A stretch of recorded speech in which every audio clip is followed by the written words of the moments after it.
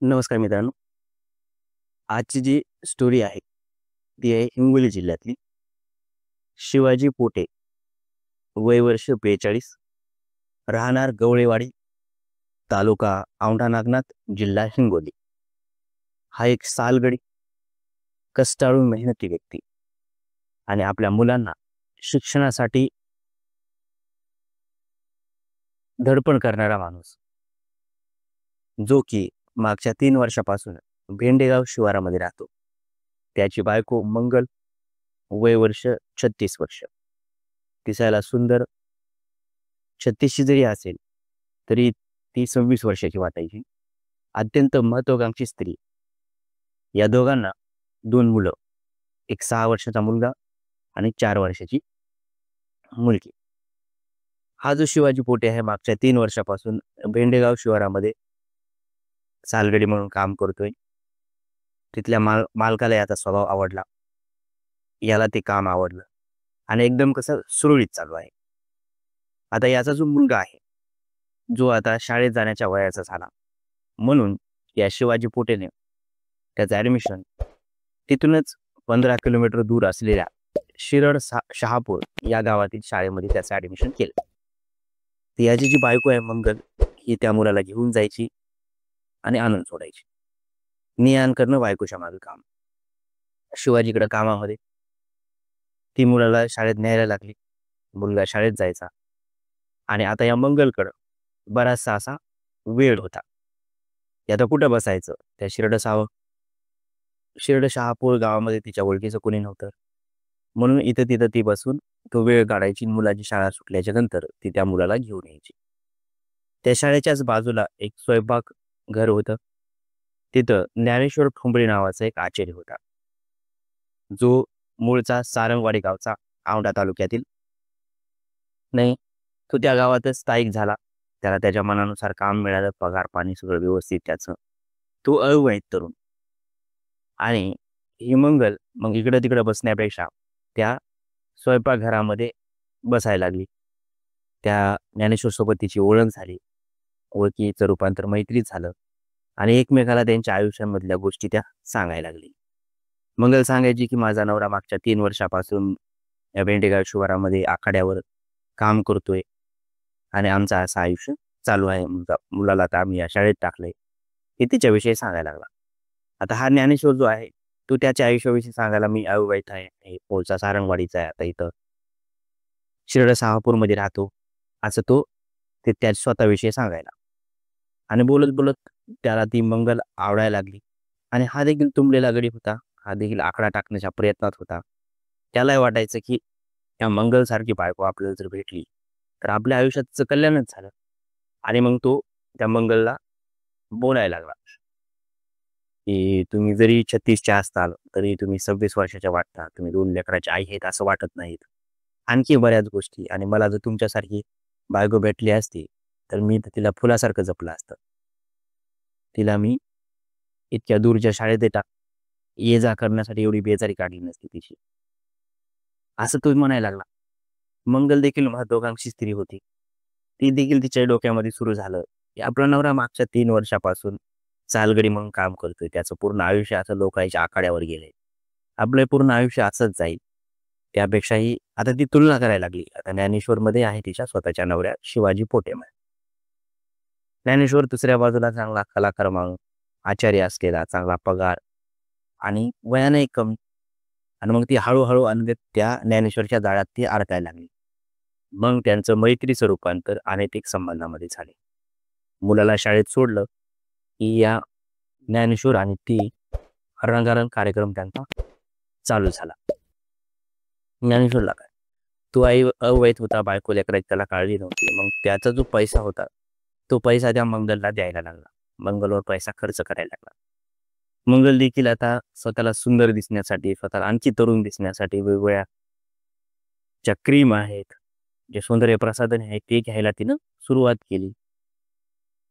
मग जी मंगल अगोदर अत्यंत साधी राहणीमानाची असायची, हायल त्या कपड्यामध्ये ती जायची, त्या मुलाला शाळेत सोडायची, आता ती जास्त टापटीप राहायला लागली. इस्त्रीची साडी घातल्याशिवाय ती घरात नेसल्याशिवाय ती घरातून बाहेर पडायची नाही. आणि या गोष्टीची कुणकुण तो तिचा नवरा होता शिवाजी पोटे याला त्याला हळूहळू संशय यायला लागला. इतके दिवस माझी बायको जी आहे ती अत्यंत साधी राहणीमानात राहायची आणि जास्त तिच्याकडे एवढ्या गोष्टी येत आहेत कुठून. मग त्याने शोध सुरू करायला लागला आणि आणि त्याला शोध लागला की आपली जी बायको आहे ती अनैतिक संबंधामध्ये आहे. दुसऱ्या पुरुषासोबत तिचे संबंध चालू आहेत. त्यानं शोध काढला आणि त्याचा तो संशय खरा ठरला. आणि मग त्याने त्याच दिवशी बायको शाळेतून लेकराला घरी आल्याच्या नंतर त्यानं बायकोला जाब विचारायला सुरुवात केली. त्यावेळी सुरुवातीला बायको उडवाउडवीची उत्तर द्यायला लागली, इकडल्या तिकडल्या गोष्टी, आणि त्या दोघांमध्ये वाद पेटला. त्यांच्या किरकिऱ्या भांडणं सुरू झाली, शिव्या देणं सुरू झालं, त्यांनी मारहाण करणं सुरू. ज्ञानेश्वरवरून तो शिवाजी त्या मंगलला मारहाण करायला लागला, शिव्या द्यायला लागला. आणि हे आता त्यांच्या किरकिऱ्या वाढतच गेल्या, त्यांचे भांडण वाढतच गेले. आणि मंगलला आता तो शिवाजी जो आहे तो त्याच्या अनैतिक संबंधामध्ये तिच्या प्रेम संबंधामध्ये अडथळा वाटायला लागला. आणि एके दिवशी या दोघांचा रंगारंग कार्यक्रम झाल्याच्या नंतर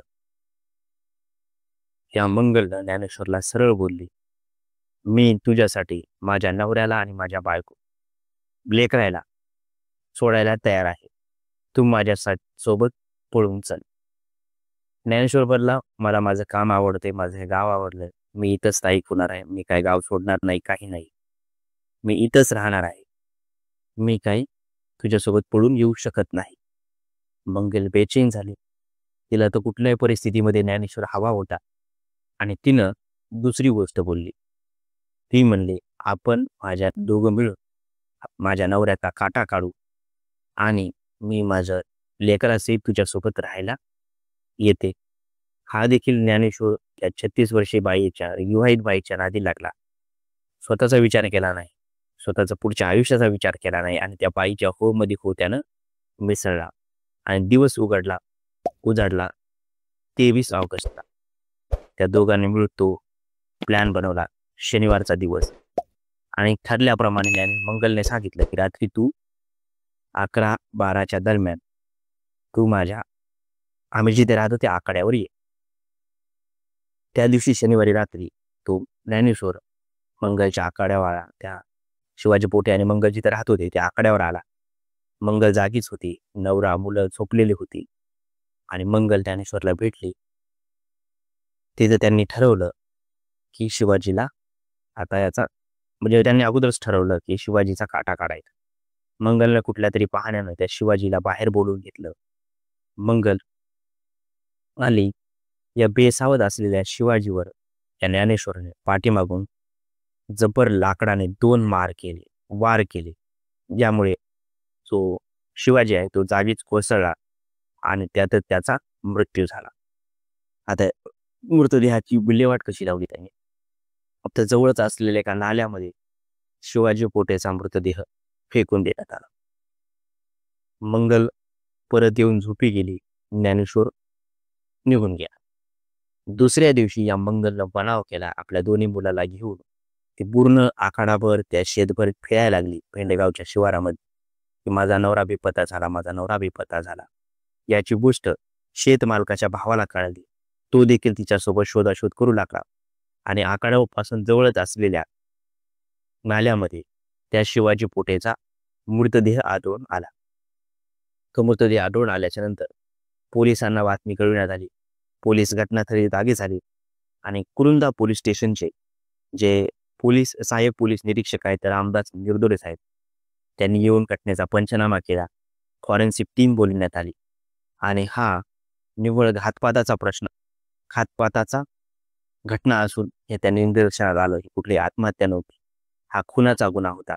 आणि त्यांनी चौकशी सुरू केली.